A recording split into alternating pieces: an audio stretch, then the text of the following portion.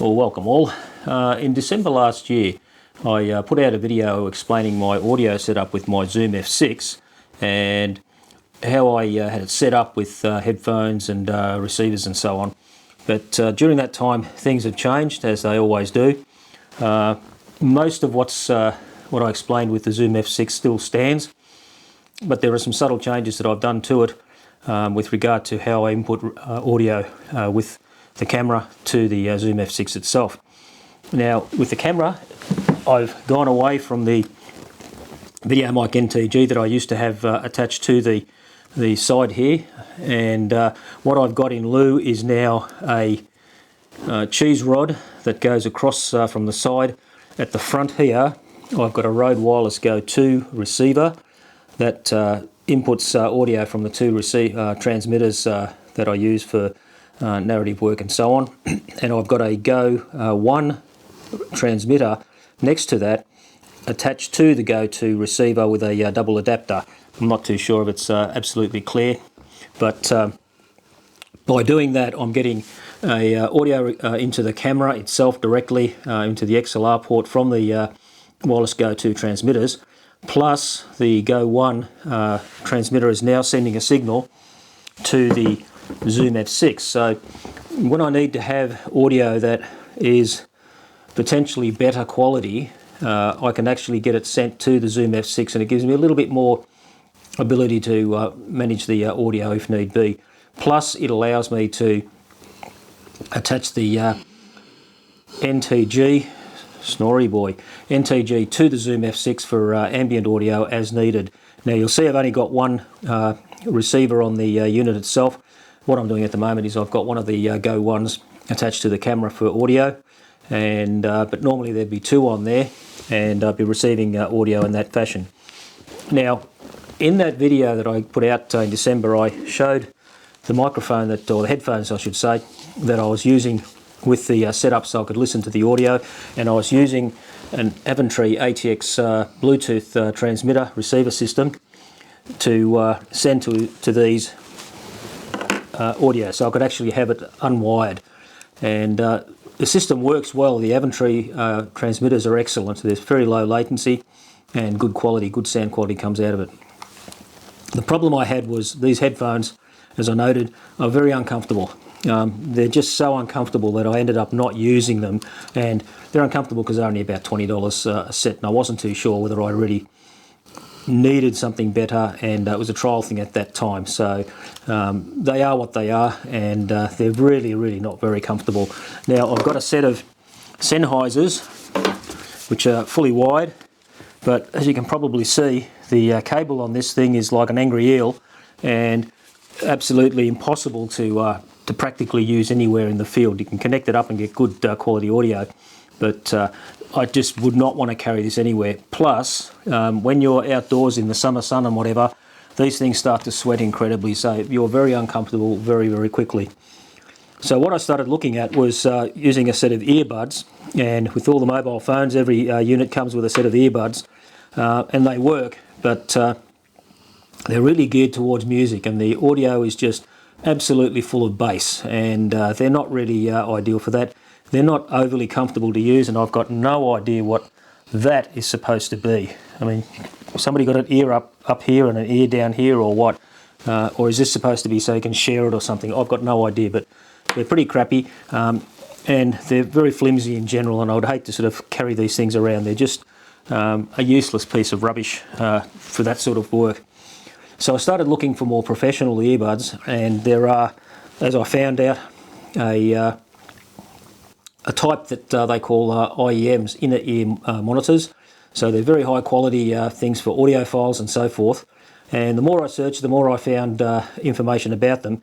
And there are basically two types about. One that just goes into the ear directly and hangs out a little bit like the earbuds, and the other set are sort of more external, but with an inner ear locator or whatever you want to call it, but they clip over your ears like a pair of glasses, and I didn't want that sort. And the more I researched, the more the name Etymotic came up, and Etymotic is a company that put a reference to their webpage, but they've been into all sorts of audio stuff for hearing aids and everything else, and they've been producing some reference quality IEMs for quite some time now, and every review that I came up on all their products, they were all very, very highly regarded.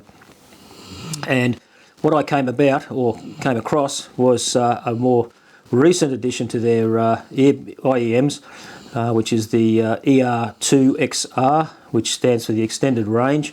They have an ER2SE, which is Studio Edition, I think it was. Both around about the same price. I think at the time when I bought the XR versions, they were cheaper than the SE versions for some reason, but recently when I looked on Amazon, the price had flipped around.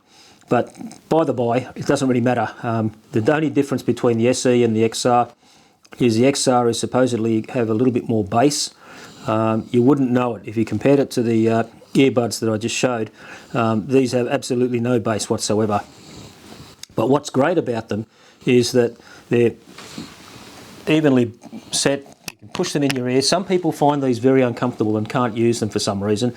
The set comes with a whole series. I think there's 3 or 4 different little covers that go on top of the thing. There's a triple sort of a cone style that plugs in, and when you put them in properly, they're virtually noise abating earpieces. They're very, very good. But some people don't like them. They can't find them comfortable. For me, not a problem at all. I found them very comfortable. I can have them in for hours on end. And the good thing is, they're even. They have a clip, a little bit like a lav mic.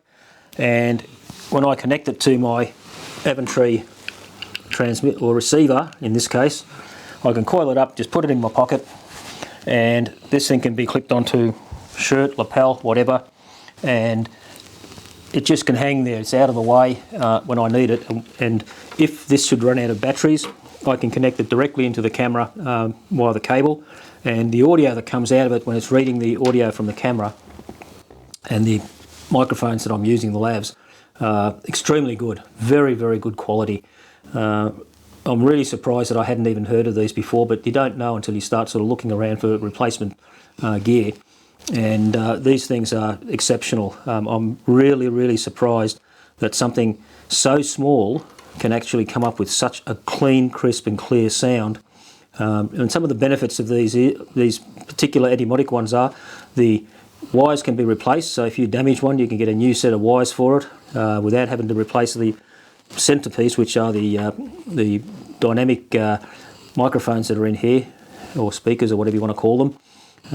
They have little filters inside that the tool comes with the kit itself that enables you to remove them. So if they build up with a bit of ear gunk or whatnot, you can put new filters in there and retain the clarity of the audio.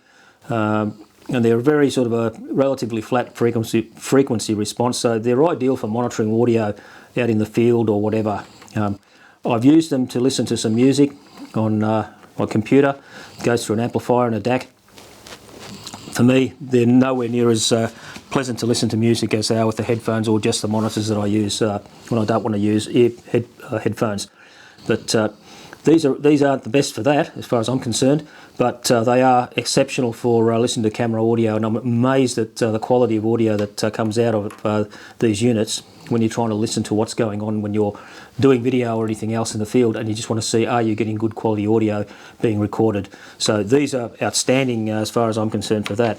So I thought I'd sort of just update a little bit on my audio setup to show how I've sort of changed a few things and give you a few ideas, something that you might look towards if you are looking at sort of monitoring audio in the field, more so in a run and gun situation. If you're doing studio work, headphones and so on are fine. You're not running around. You're not likely to get things caught up. You've got reduced weight in the field with IEMs, and all that stuff benefits you in that. But in a studio situation, it's probably quite different. But the flexibility and the lightweight and the quality that comes out of the IEMs is always worth considering, and they're not that expensive. You can go very, very high cost, or if the over-ear glasses type style suits you, there are some very good ones apparently out there that are probably half the price of the Etymotics. But they're the ones I've got. I'm very happy with them. They are really, really good. And basically, so on that note, I can call it cheers. With one extra little bit of information, in a couple of weeks' time, I'll be giving my thoughts on the Holyland Mars 300 Pro enhanced video transmitters. I'm using one right at the moment in my tablet that you can see in front of me. I bought them for a particular reason. I won't go into any of that now, but just testing them out right now. So in a couple of weeks' time, I should have a video out on those, and it might be of interest to people who are thinking about getting a video transmitter system for various needs, and I think I've got a couple of needs for it. So on that note, I will call it cheers.